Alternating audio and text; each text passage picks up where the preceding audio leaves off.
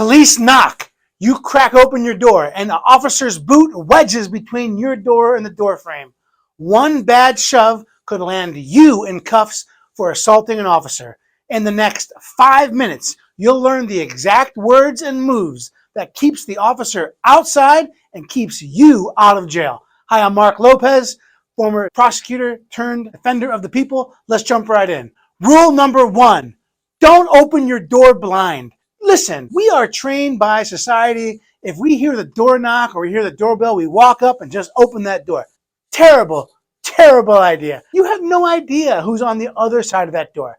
Never open the door blind. Hopefully you have a Ring camera. You can pop it up and see who's on the other side of that door. Maybe you have a peephole. Maybe you have a small window you can look out the side. But the reality is, don't open the door blind. And from a legal standpoint, you have no duty to open the door if someone's knocking. You don't have to. And in fact, if you don't open the door, you probably avoid any type of weird interaction between yourself and police. And the other tips, well, don't even matter. So the bottom line is if you didn't call 911, don't have to answer that door.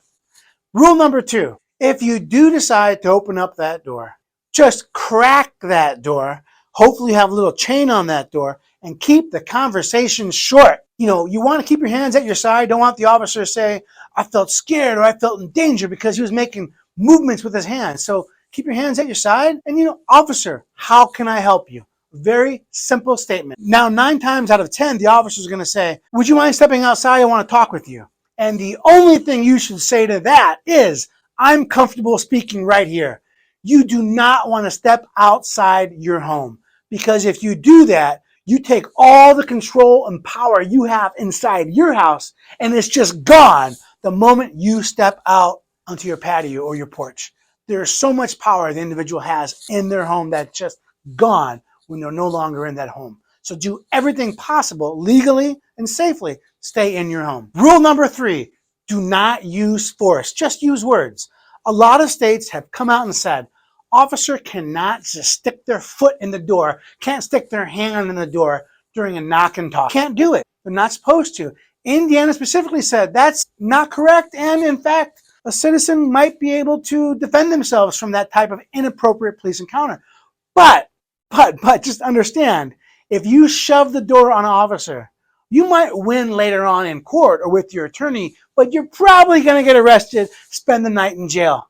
And maybe you get a civil attorney and they'll try to compensate you down the road, but you're going to have a bad time in the short term. I promise you that. So if you're unfamiliar with your state's rules and officers sticking foots in the door for knock and talks, investigate. In Indiana, they're not allowed to do that, but do not shove that door. If an officer does stick his hand in the door, sticks his foot in the door, take a step back.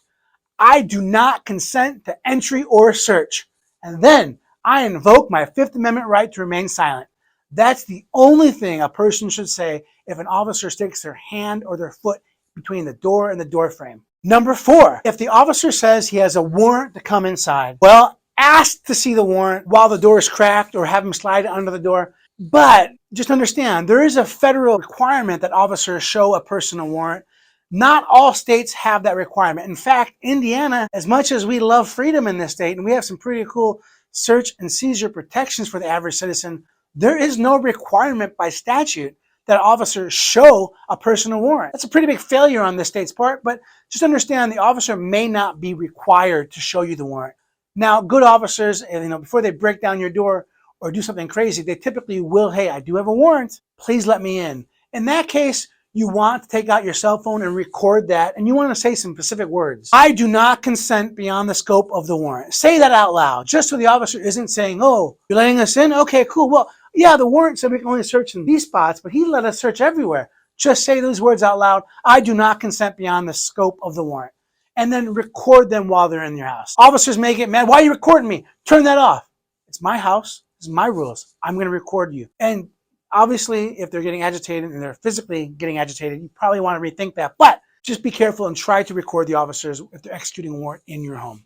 Rule number 5. I've already said this, though. You want to do your best to record this. If you don't have your phone in your hand, shout, hey, Siri, record. Do whatever you can safely. You don't want to be reaching into your pockets if officers are in your house, because they're going to say, hey, I was scared. And if officers are scared, well, they're allowed to do a lot of pretty horrible things if they think their safety is in jeopardy. And the courts are pretty forgiving about anything involving officer safety, even though they have all the power. But try to record. I would record every interaction with police.